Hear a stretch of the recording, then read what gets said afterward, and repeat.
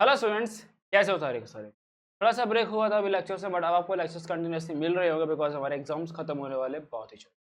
आज की इस लेक्चर में आपको पढ़ाने वाला हूँ, दैट इज आज हम बात करने वाले हैं, we will talk about break and continue. Basically ये क्या है बेटा, ये आपके जंप स्टेटमेंट्स इनको बोला जाता है, और इनको समझने के लिए आपको थोड़ा लूप्स की अंडरस्टैंडिंग बहुत अच्छे तरीके से होनी चाहिए। अगर चैनल सब्सक्राइब नहीं किया, चैनल सब्सक्राइब कर लेना। और जो बच्चे चाहते हैं कि भैया हमें नेक्स्ट बैच में एनरोल करना है, तो उनके लिए बैच बहुत जल्दी अनाउंस होने वाला है, जो कि जुलाई से आएगा। नाउ ब्रेक का जैसे कि मतलब होता है कि भैया वहाँ ब्रेक लगा देना, सिमिलरली ब्रेक वही काम करता है। जैसे कि फॉर एग्जांपल मेरे पास एक लूप है for I in range of 10, ठीक है। तो अगर मैं यहाँ पर आई की वैल्यूज को देखूँ, आई यहाँ पर कौन कौन सी वैल्यू जनरेट करेगा, तो आपको भैया आई जो यहाँ था 0 से लेकर 9 तक की वैल्यू जनरेट कर देगा। ओके, मैंने यहाँ पर एक कंडीशन लगा दी, that is if I is double equals to 3, then you have to just apply the brake, right? Then you have to just apply the brake. तो क्या होगा, जैसे ये कंडीशन ट्रू हो जाएगी, क्या हो जाएगी बेटा, जैसे ये वाली कंडीशन हमारी ट्रू हो जाएगी, हमारे इस पूरे लूप पर एक ब्रेक लग जाएगा। क्या लग जाएगा, इस पूरे ही लूप पर एक ब्रेक लग जाएगा। यानी कि आई की कौन कौन सी पॉसिबल वैल्यू यहाँ पर चल सकती है, that is we have I equals to 0 पे चल जाएगा, ये आई इक्वल्स टू 1 पर चलेगा, आई इक्वल्स टू 2 पर चलेगा। जैसे ही आई इक्वल्स टू 3 होगा और ये वाली जो कंडीशन है हमारी ये ट्रू हो जाएगी, वैसे ही ये ब्रेक लग जाएगा और अब लूप हमारा आगे नहीं बढ़ेगा। क्या होगा बेटा, अब हमारा लूप जो वो आगे नहीं बढ़ेगा।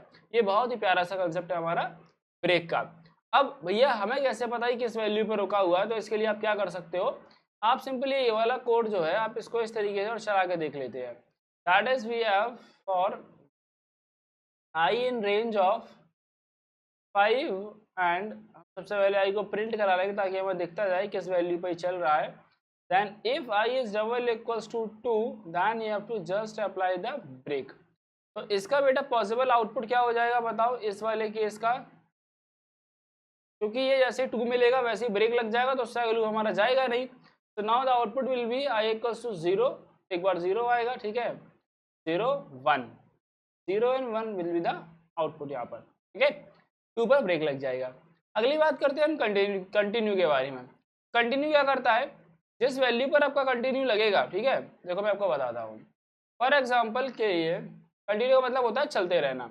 तो जैसे मैंने लिखा कि for I in range of 5 and if I is equals to 3 और मैंने लगा दिया कंटिन्यू। तो अब कंटिन्यू का मतलब क्या है, एग्जाम्पल के लिए मान लो मेरे पास यहाँ लिखा है print of I and print of I multiply by 2, okay.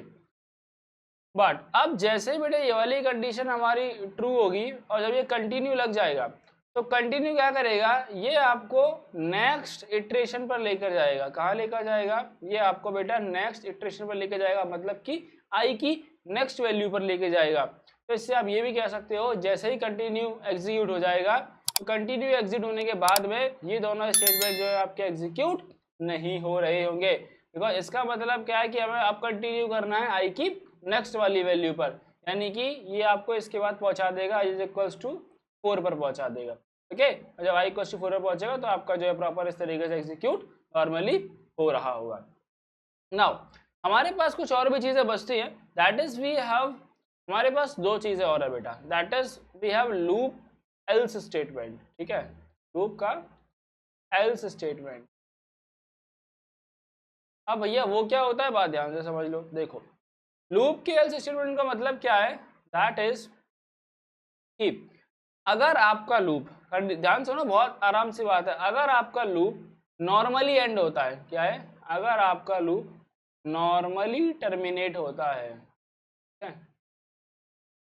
अगर नॉर्मल टर्मिनेट हो रहा है तो आपका एल्स स्टेटमेंट चल जाएगा। क्या होगा, तो आपका एल्स स्टेटमेंट जो है वो एग्जीक्यूट होगा। अब भैया नॉर्मल टर्मिनेशन का मतलब क्या होगा, अगर आपका कहीं पे लूप के अंदर बीच में मान लो ब्रेक वगैरह अगर एग्जीक्यूट हो जाता है, तो हमारा एल्स स्टेटमेंट नहीं चल रहा होगा। अब ये एल्स स्टेटमेंट जो लगता कैसे है, ध्यान से समझो। दैट इज फॉर का जो हमारा लूप लगाएंगे for I in range of, example के लिए मैं 10 लिख देता हूँ यहाँ पर, एंड आपके स्टेटमेंट इसके इस हमारे इंडेंटेशन पर रहेंगे सारे बेटा, ठीक है। उसके बाद then we have else statement. Else में हम ये लिख सकते हैं, हम प्रिंट करा सकते हैं लूप कंप्लीटेड, क्या प्रिंट करा सकते हैं, वी हैव लूप कंप्लीटेड, हम यहाँ पर प्रिंट करवा सकते हैं। बात समझ में आती है इतनी सी, ठीक है। Similarly for the format of the while loop के लिए क्या हो जाएगा, ये वाइल के लिए हो जाएगा बेटा while I is less than 10, और ये हमारा एल्स स्टेटमेंट यहाँ पर, बस आपको ध्यान रखना है ये दोनों जो है आपका सेम इंडेंटेशन लेवल पर होने चाहिए बेटा, ये हमारे सेम इंडेंटेशन लेवल पर होने चाहिए। इसके साथ में हमारा जो है चैप्टर नंबर 1 खत्म होता है, and then we will start chapter number 2, और उसके बाद हम करेंगे चैप्टर नंबर 1 और 2 के मिक्स में कुछ क्वेश्चंस आपको करवा दिए जाएंगे, जिससे कि आपके क्वेश्चंस बहुत अच्छे हो सके।